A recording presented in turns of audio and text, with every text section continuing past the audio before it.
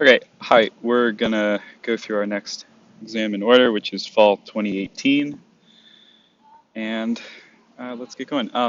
Let me know if there's anything I can, change about how I'm doing these recordings, if I'm doing them too quickly, if there's not enough explanation, if there's too much explanation. Um, I'd love to know because, I'm doing these for you guys, although it is a very good excuse for me to practice them also. Okay, so here's one of the weirder Lagrange multiplier questions we've been asked ever. We have to use the distance formula, which we can set up as d squared equals x minus 1 squared plus y minus 1 squared plus z squared. Um, yeah, and in the end, we're going to have to take a square root. But for the time being, it makes it easier if we keep it in terms of d squared. And we know that this is actually our um, f of x. This is the function, or f of x, y, z, the function that we're trying to find the extrema of. And then our g of x, our constraint, is x plus y plus z equals 1. And so we know that for these Lagrange multiplier questions, we need all of our partial derivatives of f and partial derivatives of g. And we know that we always multiply g by lambda and set it equal to our partial derivative of f. So we can do that quickly. We find that we get 2x minus 1 equals lambda, 2y minus 1 equals lambda, and 2z equals lambda. Well, we have the exact same form here for x and y, and I'll cut to the chase a little bit. X ends up equaling, x is exactly equal to y, and then we also find if we set 2y minus 1 equals 2z, set those guys equal to each other, which they are, because we've got the same lambda over here. We can solve, and we find that z is equal to y minus 1. And so now that we have these two relations, we can go up to our constraint, always plug back into the constraint, and solve for one of our variables here. So we can plug y in for x, so we're going to get y plus y minus 1, plugging in that z value that we found there, and that's equal to 1. So 3y equals 2, y equals 2/3. And again, instead of going back in and running this process over with x and z, we know that we can just use these two relations that we have here. So we know that y is equal to x, so x is also equal to 2 over 3. And we know that z is y minus 1, so z is negative 1/3. So we can take all these guys and finally go back up to our original function and find its, well, in this case, minimum value. This will not give us a maximum value because the distance function has no maximum. You can always, if we've got a point and a line, you can always go farther away from it. There's only one point where that distance is minimized. So we'll plug in x minus 1 is going to be negative 1/3 squared plus, same thing for y, negative 1/3 squared plus negative 1/3 z squared.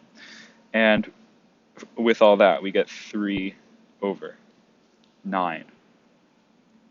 Is that right? Yes, that is right. And we know that this is actually d squared, so we need to take square root. So we're going to get root 3 over 3, and that is our answer there.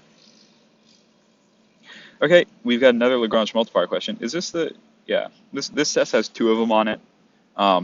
That's relatively normal. It's good to just get used to doing these really quickly because they're likely to be 1 or 2. So we're looking for maxes and mins of an f of x. Where the constraint, Lagrange multipliers. We know the drill. We're going to get 2 equals 2x lambda, finding the partial derivatives with respect to x, and 6 equals 2y lambda.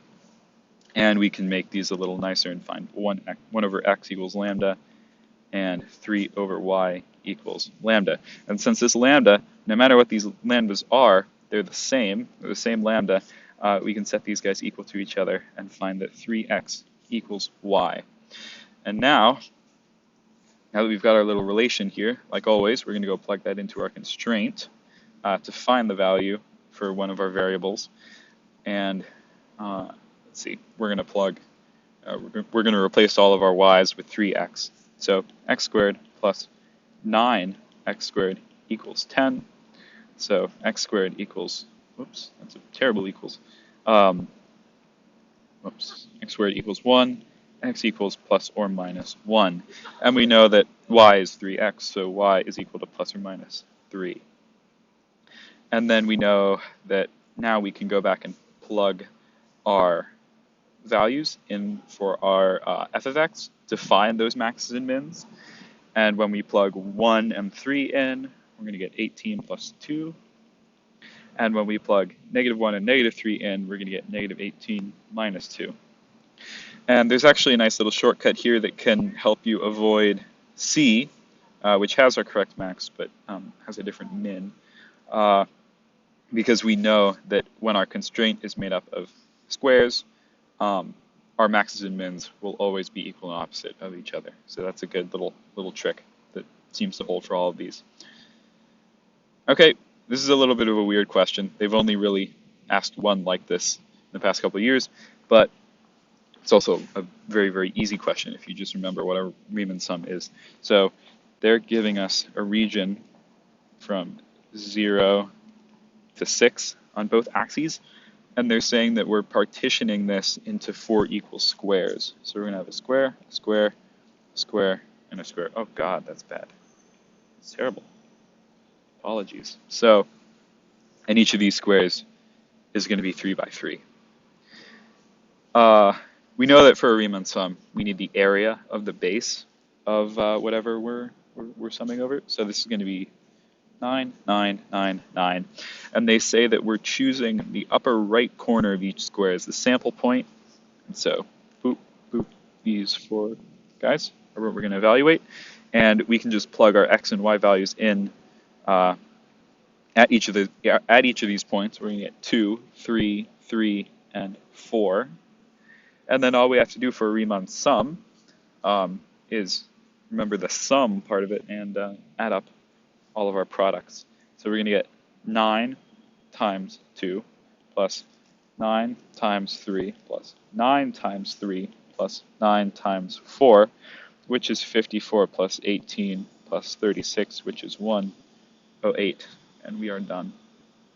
I think it's pretty unlikely we're going to see something like this on the exam, since it's only come up once, but it's still good to know how to, jump through this weird little hoop. Okay, question 4, reversing the order of integration.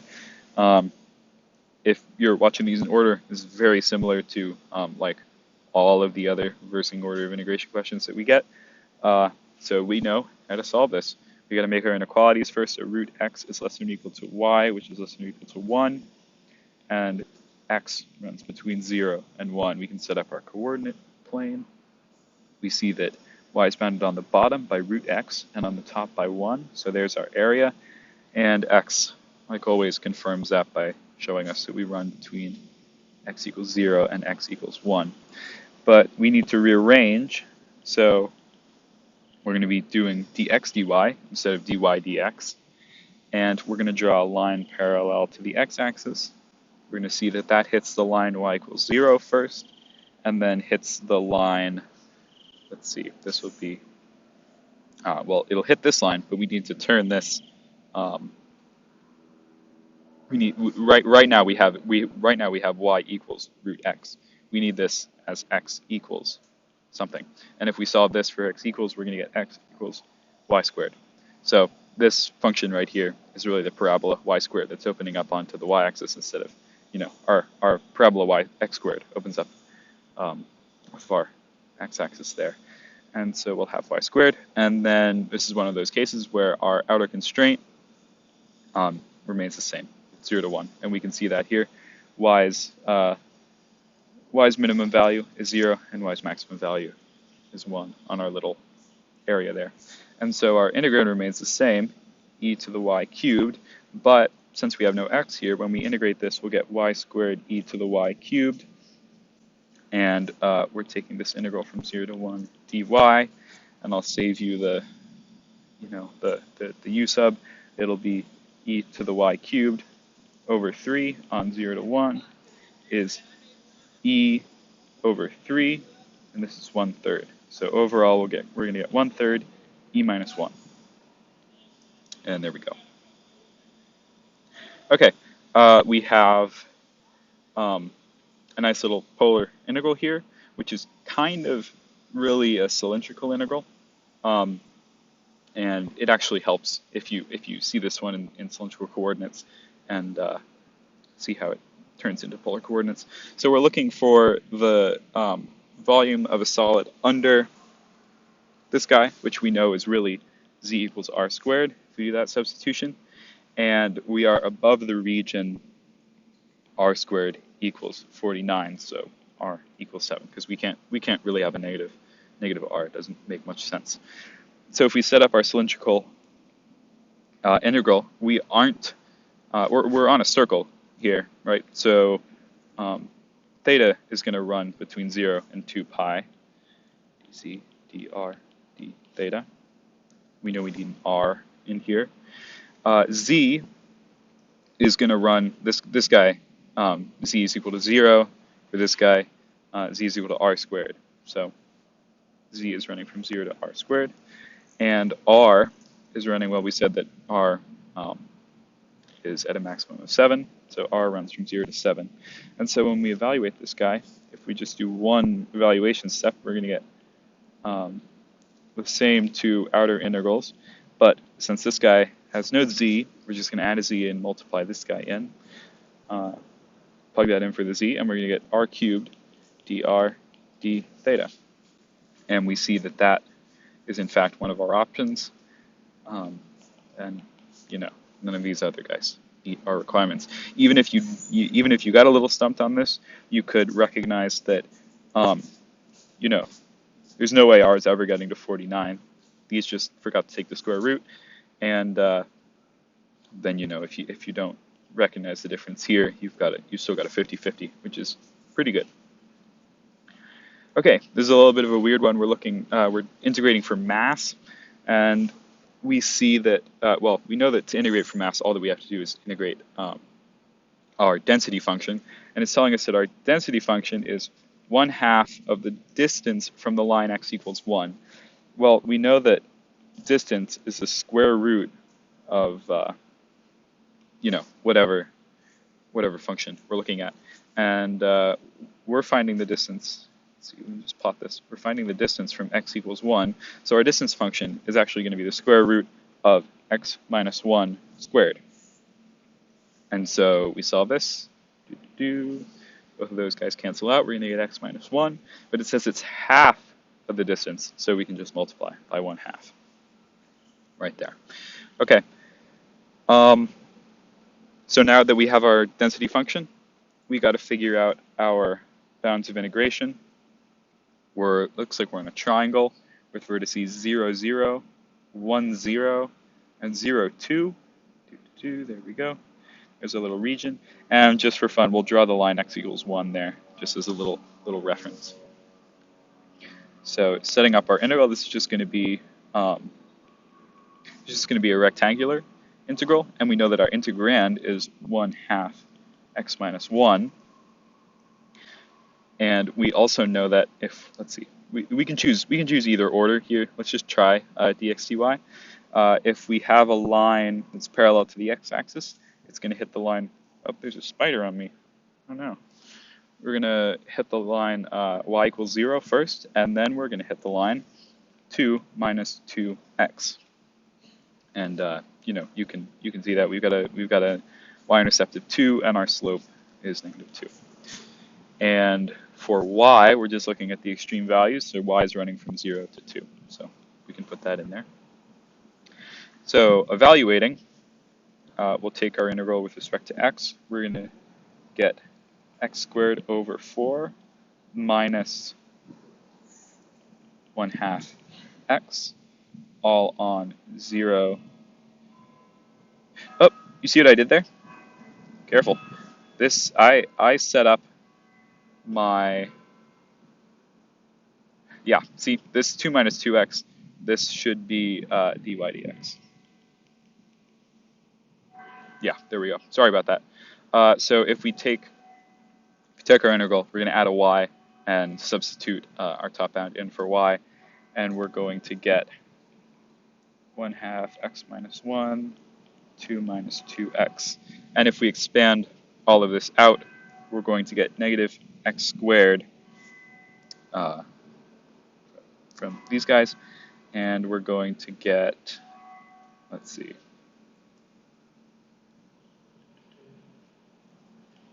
plus 2x and minus 1. And then we can take this integral with respect to x. We're going to get negative x cubed over 3 plus x squared minus x on 0 to 2. And this will be negative 8 over 3, negative 8 over 3 plus 4 minus 2. And let's solve this. We're going to get 2 minus 8 over 3, which is 6 over 3 minus 8 over 3. And I've actually done something wrong here. I've done something wrong. So whatever, all this is getting cut, and I'm going to have to re-record this.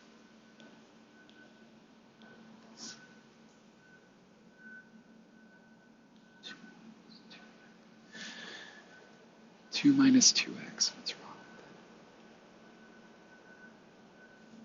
with that? Okay, moving on to number 6. I actually got this one wrong. I did something wrong, and I'm not exactly sure what I did, but I figure if we just run it through again, we should end up with the correct answer. So we're looking for the mass of a lamina in the shape of a triangle with some, you know, they're giving us coordinates of the triangle, so we can find that. We got 0, 0, 1, 0, and 0, 2. So our little area of integration is right in here. And then we see that our material density is 1/2 of the point's distance from the line x equals 1. That's really scary, but it's actually not that bad, because we know that our distance function is the square root of, you know, whatever function that we're looking at. And here we're only dependent on x. We're not dependent on y or z, so you shouldn't have a y or a z in your distance formula. And we know that we can set this up as x minus 1 squared.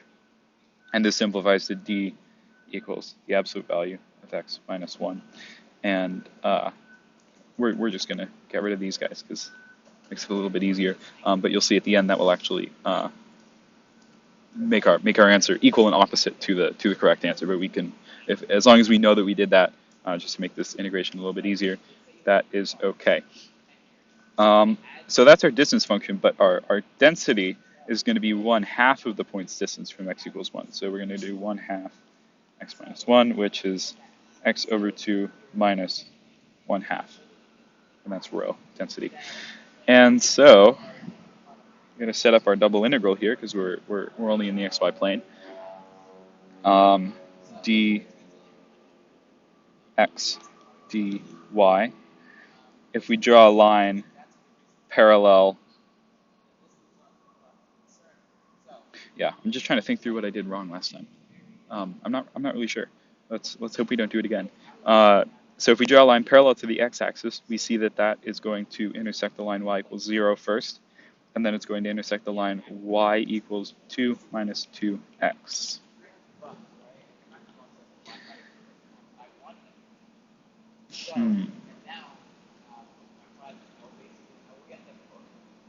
Okay, no, I see what I'm doing wrong, I think.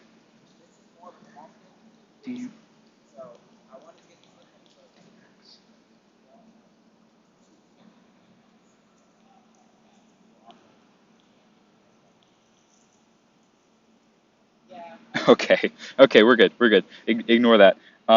Let's do dy dx. So if we draw a line with if we draw a line parallel to the y-axis, we're going to intersect 0 first, and then we're going to intersect the line 2 minus 2x. x over 2 minus 1 half. Okay, and then if we take the integral with respect to x, x is just going to run from 0 to 1. So we can get those bounds in there.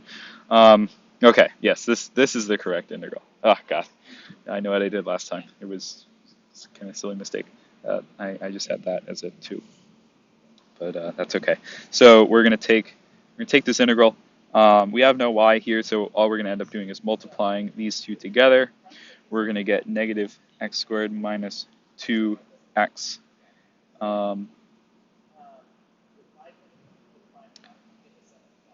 Right? Sorry, plus 2x. There we go. Plus 2x minus 1. And now we got to take that integral with respect to x. We're going to get negative x cubed over 3 plus x squared minus x on 0 to 1. We get negative 1/3, 0. Negative 1/3 plus 1 minus 1, which is just going to be negative 1/3. And I said at the start that not taking this as an absolute value would lead to us getting the equal and opposite answer, which is true in this case. And that's because really our distance function is better expressed as 1 minus x, because as we get farther away in the negative direction, let's say we're at x equals 0, we would want the distance function to be 1, right? And that is only true if we express it in this case, because we're going to get 1 minus 0. But in the way that we had it, x minus 1, you'll see that our distance will actually come out as negative 1. So as long as you know that that can happen sometimes, this don't be afraid if you get the equal and opposite answer. Okay, number 7, we have a rectangular integral that they want us to change from rectangular coordinates to some more rectangular coordinates. And let's just set up our inequalities so we can see everything a little bit better. So 0 is less than or equal to z, which is less than or equal to y. I'm just starting on the inside here. 0 is less than or equal to y is less than or equal to x squared. And 0 is less than or equal to x is less than or equal to 1. So I have a hard time just sketching this thing, but I will give it a go. It always confuses me a little bit. So z is equal to it's mainly because I'm bad at drawing, but z is equal to this plane z equals y. So this guy's going to be coming out in both directions over here. Also, y is equal to x squared. I should label these. That would probably help. Z is equal to x squared, and x runs between 0 and 1. So really, it's kind of this, this kind of weird looking shape in here. And this doesn't really matter. But if you can kind of see what that thing looks like, that's actually better than the vast majority of the times that I draw it. I'm pretty proud of myself. Yeah, go me. So we're rearranging with respect to x, z, and then y. So if we draw a line parallel to the x-axis, we see that we're going to hit this line, which is just root y first. So we know that this bound down here should be root y, and we see that these three are wrong. And then finally, we're going to hit x equals 1, because that is our absolute upper bound. And then for z, we see that if we draw a line parallel to the z-axis, we're going to run through z equals 0 first, and this guy has us running through y, so that's wrong, and that is right. You can also count some of these guys off for other reasons, mainly this guy.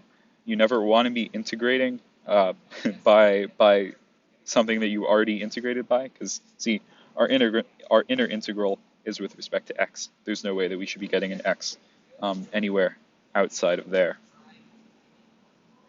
Okay, we got a triple integral in it's looking like cylindrical coordinates, and we see that we're bounded. We draw this guy out. We're bounded by this kind of paraboloid coming down from z equals 2 down to the plane z equals 1. So this guy doesn't actually touch the xy plane. It's bounded on the bottom by z equals 1. And so we can go in and set this guy up. We can use our little shortcut. We know that this thing isn't going to be dependent on theta. We're just a paraboloid, and so we know that theta is going to be 2 pi. Well, between 0 and 2 pi, so we're going to end up multiplying by 2 pi. We also know, let's set this up, r dr d, r dz. It's getting worse and worse. I'm recording all of these in one go, so you're gonna have to cut me a little slack. So let's see, what are our bounds for z? Z is running between these guys, and since we drew it out, it's pretty easy to see. We can do our little substitution here. Z equals 2 minus r squared. That's our upper bound, and z equals 1 is our lower bound, and then for r, we can figure out r by setting these guys equal to each other. So 1 equals 2 minus r squared. Negative 1 equals negative r squared. R equals 1. So r is running between 0 and 1. That's fine. And then careful though, because we have a 2z in here, and we know that to convert z, the cylindrical coordinates, we multiply it by 1. So we got our 2z in here. So taking this with respect to z, we're going to get z squared.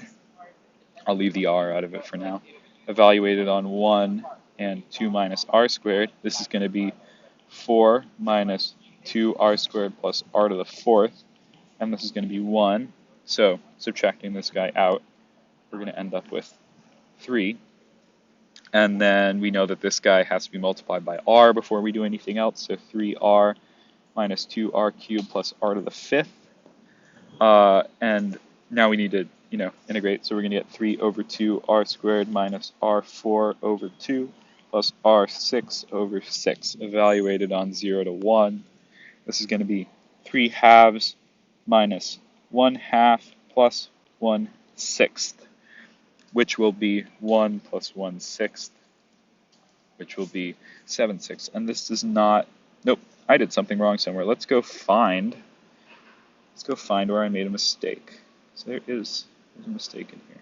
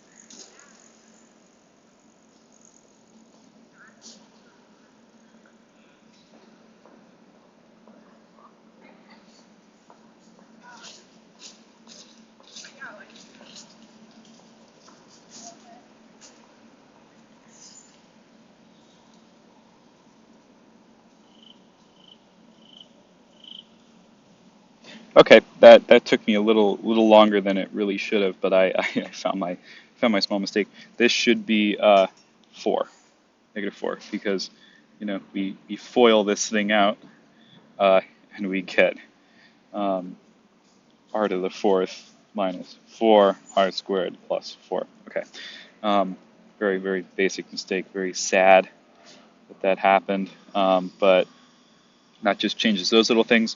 We evaluated at 1. We're going to get 3 halves minus 1 plus 1/6, which is going to be 1/2 plus 1/6, which is 2/3.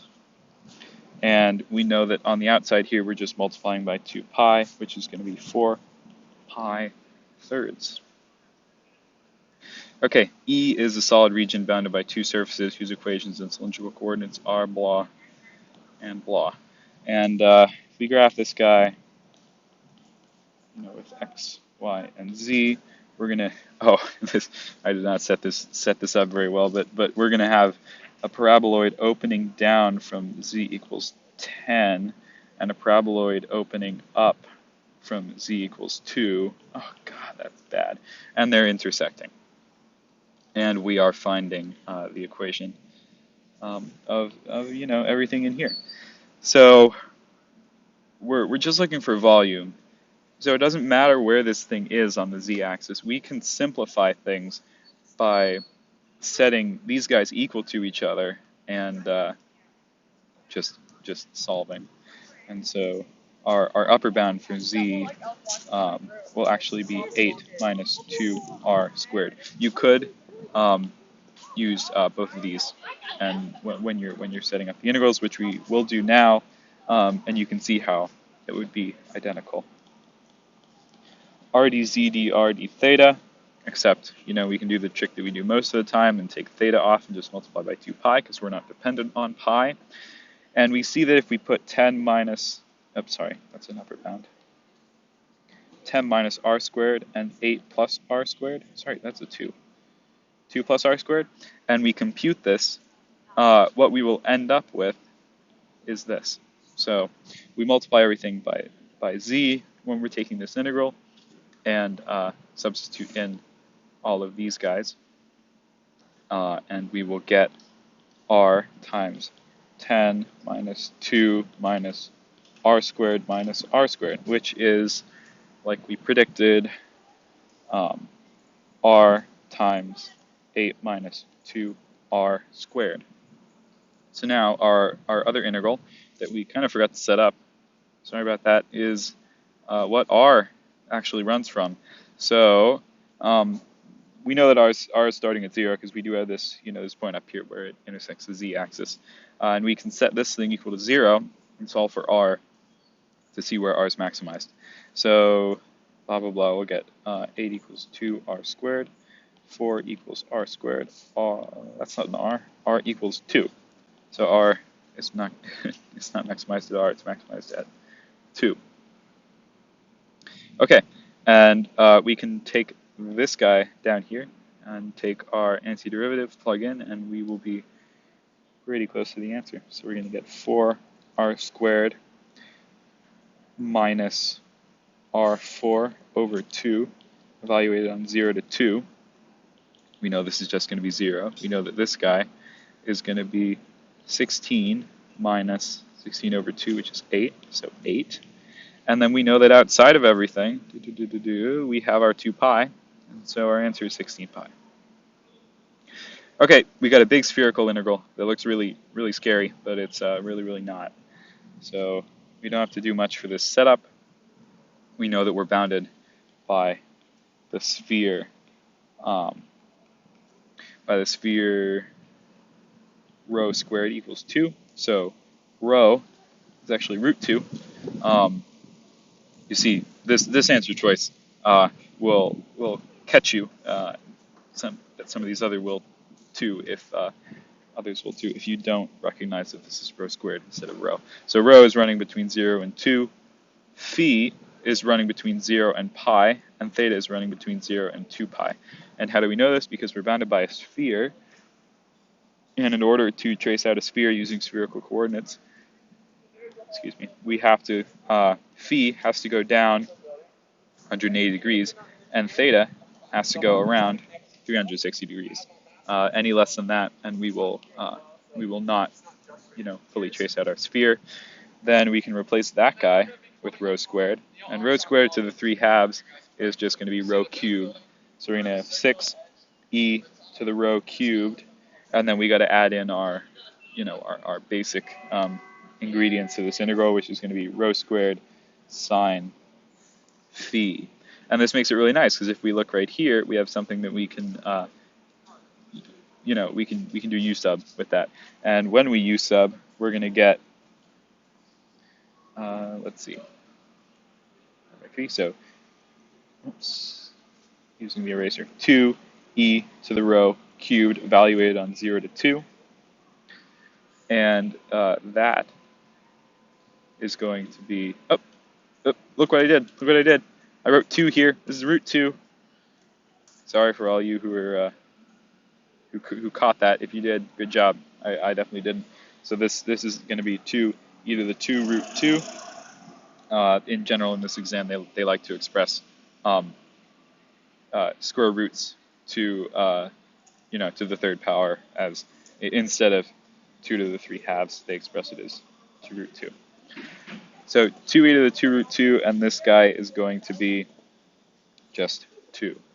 And so we have 2e to the 2 root 2 minus 2. And this guy, since this isn't dependent on theta, we can do the trick that we could have done at the beginning. Just turn this into 2 pi. Oh, there's a Tor going by. Sorry about that. And we can just move this guy all the way out of the integral and multiply by 2 pi. And just leave that there for now, because we have an integral from 0 to pi of sine of phi d phi to worry about. Whenever you just get this, you can take a shortcut and know that the answer is 2. Just that basic integral is 2. But we will actually work through it. So we'll get negative cosine of phi on 0 to pi. This is going to be 1. This is going to be negative 1. So our answer is 2. And we've got 4 pi 2e to the 2 root 2 minus 2 on the outside now. And it looks like they're expressing the answer with this 2, pulled out. So there we go. And we're done. Question 11, it's another one of those weird gradient algebra questions where we just need a bunch of gradients. In this case, we only need 3. Well, it's all one gradient, but we need three components of it. So we need an fx, an fy, and an fz. And so we can find these guys. Fx is just going to be 2xy, 2x plus y, sorry about that.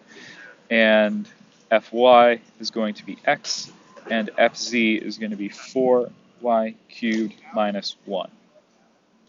And they're saying we're at some point ABC where when you plug ABC in for x, y, and z, you get 3, 5, negative 5. So we'll set this equal to 3, this equal to 5, and this equal to negative 5.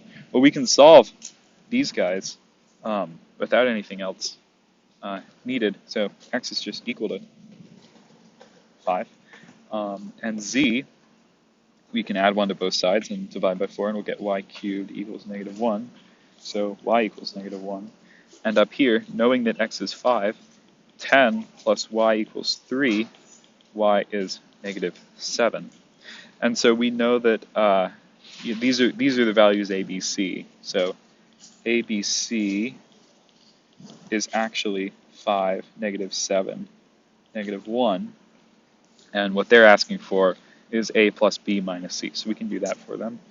5 minus 7 minus negative 1 is going to be negative 2 plus 1, which is going to be negative 1. And there we go. Okay, we got a gradient vector field. It's important. Okay, gradient vector field. We've got to find some gradients. And really, the shortcut that I've started using on these is recognizing that whenever you have, so we kind of have two axis behaviors here. On our y-axis, the kind of flow is away from the origin, and on the x-axis, the flow is towards the origin. And there is actually only one answer choice where this will hold. When you have flow towards the origin on an axis, the gradient component on that axis needs to be negative. And so if we take a look at E down here, our gradient will be negative 2x, 2y. And, we can confirm that as we increase in x for y equals 0, the direction of our vector arrow becomes more negative in the x direction. So that's just a little trick that I use, and that will only hold for one of these answer choices. And it looks like we're done with this exam.